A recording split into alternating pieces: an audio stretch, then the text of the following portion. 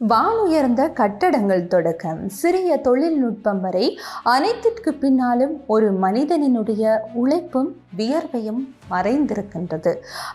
நாம் இன்று கொண்டாடுவது பெரும் திகதியை மாத்திரமல்ல, மாறாக இந்த உலகத்தை இயங்க வைக்கக்கூடிய இதய துடிப்பையே கொண்டாடுகின்றோம். அதுதான் உழைப்பு. சர்வதேச தொழிலாளர் தினமான மே தினத்தில் தொழிலாளர்களினுடைய உழைப்பின் மகிமையை போற்றுவதில் பெருமிதம் அடைகின்றேன். நாம் இப்பொழுது அனுபவிக்கக்கூடிய 8 மணி நேர வேலை என்பது சாதாரணமாக கிடைக்கப்பெற்ற விடயம் ஒன்றல்ல. மாறாக பல நூறு ஆண்டுகளுக்கு முன்னர் சிகாகோ வீதிகளில் சிந்தப்பட்ட தொழிலாளர்களினுடைய இரத்தத்திலும் போராட்டத்திலும் உதித்த ஒன்றாகும். உழைப்பு என்பது வெறுமனே பண்டம் ஒன்றல்ல, மாறாக உழைப்பு என்பது மனிதனுக்கு கண்ணியமான ஒன்றாகும் என்பதை அவர்கள் அன்று உலகிற்கு உரக்கச் சொன்னார்கள். ஆலைகளில் தொழில் புரிபவர்கள் தொடக்கம் மென்பொருள் நிறுவனங்களில் பணிபுரிபவர்கள் வரை அனைவரும் ஒரு தேசத்தினுடைய முதுகெலும்பாக காணப்படுகின்றார்கள். நீங்கள் செய்யும் வேலை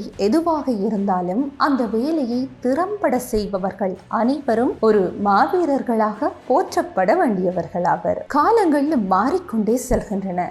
இயந்திரங்களும் செயற்கை நுண்ணறிவும் அனைத்து இடங்களிலும் வியாபித்து காணப்படுகின்றது.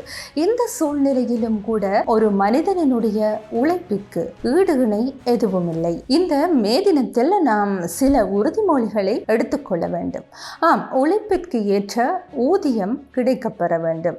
அது மாத்திரமல்லாது உழைப்பிற்குரிய மரியாதை, அதே போன்று தொழில் பாதுகாப்பு என்பன உறுதிப்படுத்தப்பட வேண்டும். இந்த உலகத்தை உருவாக்க வல்ல சிற்பிகளான தொழிலாளர்கள் அனைவரும் போற்றப்பட வேண்டியவர்களாவர். வியர்வை துளிகளே ஒரு வெற்றியினுடைய மகத்தான விதைகளாக காணப்படுகின்றன.